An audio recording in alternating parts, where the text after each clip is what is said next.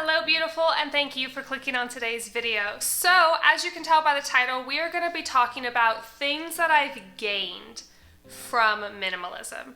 I think a lot of times in the minimalist community, we focus so hard and heavy on what we take away. We take away clutter, we take away stress, we take away visual stimulation, and all of that is really good and really valuable information.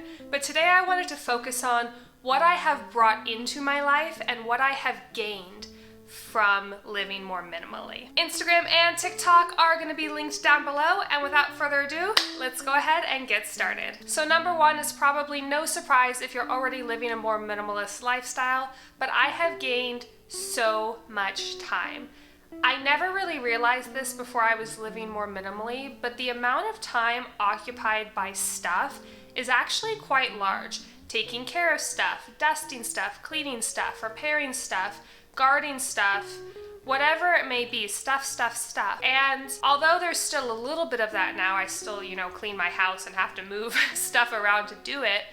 The amount of time spent on stuff and spent on thinking about stuff or procuring more stuff or whatever it may be has gone down, and therefore the amount of free time I have to explore hobbies and interests has gone up. So that's definitely a big one, is time. Hello, editing me here. So I filmed this video a little bit in advance, but this video is part of a collaboration with a great group of creators here on YouTube.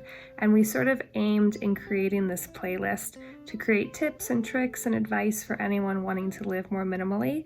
And the playlist is entitled Lists for Minimalists, which is such a tongue tie. But I'm going to leave that playlist link in the description box down below, and I'll help you check out these other creators. They're super awesome, and I hope you check them out. Give them a like if you visit their videos, and we'll keep going with my list. Number two is I've gained a sense of personal style as far as my fashion. And although my style is evolving as I age and grow and mature as a human, I will say that how I dress now is my style and not trendy.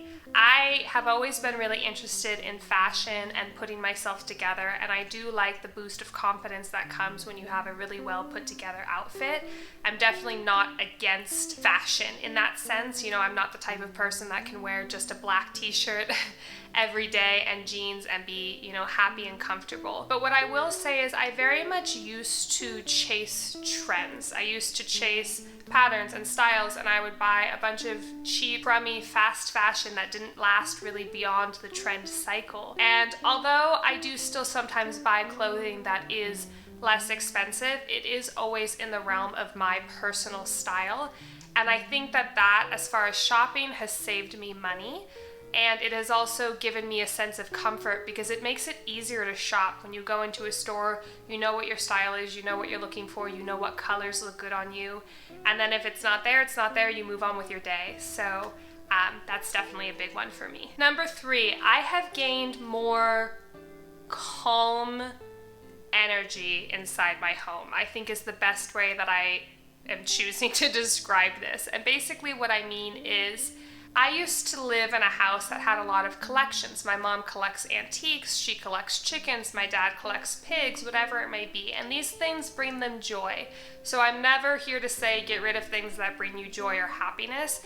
But for me, walking into a space and having most of the square footage covered with stuff, I learned once I had moved out, causes me a lot of background stress. So it's not stress that I'm holding right in my forefront that I can necessarily always identify, but it's sort of just this underlying base level of anxiety. And I don't know why I'm like this. I'm not necessarily saying this is how everybody is. I think this is just how my particular brain setup is. I'm pretty sensitive to stimulation, whether it's visual or sound. But now that I live on my own, and I have for a while, I've always tried to keep a space that's very calm. And through doing this, I have gained mental clarity and mental calmness in my home. So when I come home, it's always sort of a sense of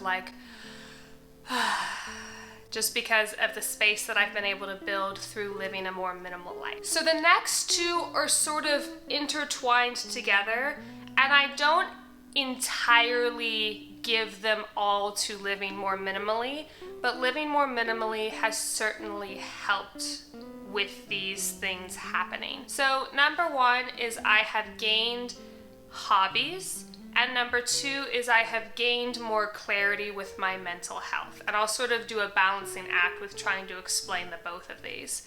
So as far as hobbies, there were hobbies that I had before, but then didn't have time for and therefore lost interest in. It was almost like keeping up with my hobbies became stressful because it was something I was supposed to do to be a fully rounded human, but I just didn't have time for. And I can't necessarily say that living more minimally is what changed that, but living more minimally, I think, gave me more time and therefore more time to give to myself and to explore my hobbies. And the reason that that's tied so closely to mental health is, and I'm actually planning on making a video about like my mental health journey as an adult, because I don't think, at least in talking with like my sphere of humans, I don't think that what I have gone through is so unique, and I hope that my story, once I figure out a way to eloquently tell it, is something that can be helpful to others. But when I started living more minimally